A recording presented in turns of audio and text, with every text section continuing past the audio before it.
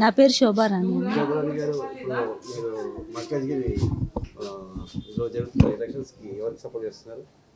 నేను మోదీ గారికి సపోర్ట్ చేస్తానండి.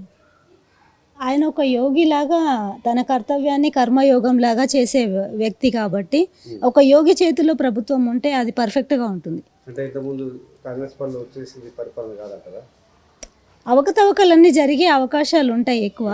ఒక యోగి చేసే బాధ్యత కరెక్ట్గా చేస్తాడు, పర్ఫెక్ట్గా ఉంటుంది. అది ఆయన పరిపాలన ధర్మయుతంగా ఉందని నా ఫీలింగ్. అది ఆ యోగి చేస్తే ఆ కర్తవ్యాన్ని తప్పు పట్టడానికి అవకాశం లేకుండా ఉంటుంది. అందుకని ఆయన పరిపాలన బాగుంటుందన్న ఉద్దేశంతో ఆయనకే ఓటేద్దాం అనుకుంటున్నా. మరి అంటే మీరు డైరెక్ట్ మోడీ గారికి వేయలేరు కదా, మల్కాజ్గిరి నుంచి ఎవరికి వేస్తున్నారు? విఠల్ రాజేందర్, ఈటల రాజేందర్ గారు. ఈటల రాజేందర్ గారికి ఆ పార్టీ తరఫున ఎవరు నిలబడుతున్నారో ఆ వ్యక్తి కూడా ఎలాంటి వ్యక్తి అనేది చూసి ఓటేయాల్సి వస్తుందండి. ఈటల రాజేందర్ గురించి మీకేం తెలుసు? నాకు తెలిసినంత వరకు ఈటల రాజేందర్ మంచి మనిషి. ఓకే. ఇంతకుముందు టీఆర్ఎస్ ప్రభుత్వం ఉన్నప్పుడు కూడా ఆయన మీద చాలా ఆరోపణలు వచ్చాయి కదా, దాన్ని కూడా సరిగ్గా చేసినటువంటి వ్యక్తి కాబట్టి మంచి వ్యక్తి అని నా ఫీలింగు. వేద్దాం అనుకుంటున్నాను. ముందు నుంచి కూడా కొంచెం నాకు బీజేపీ పార్టీ అంటేనే ఇష్టం. మోదీ గారు అంటే ఫస్ట్ నుంచి నాకు అభిమానం అండి చాలా. హిందూ మతం గురించి కూడా చాలా నాకు ఇష్టం. హిందూ మతం అంటే మోదీ గారి వల్లే మనకి రామ మందిర నిర్మాణం జరిగింది. ఎన్నో సంవత్సరాల నుంచి అది జరగలేదు. మోదీ గారు వచ్చాకనే జరిగింది రామ మందిరం. చాలా సంతోషం అనిపించింది మాకు. మోదీ గారికే మా ఓటేస్తాం.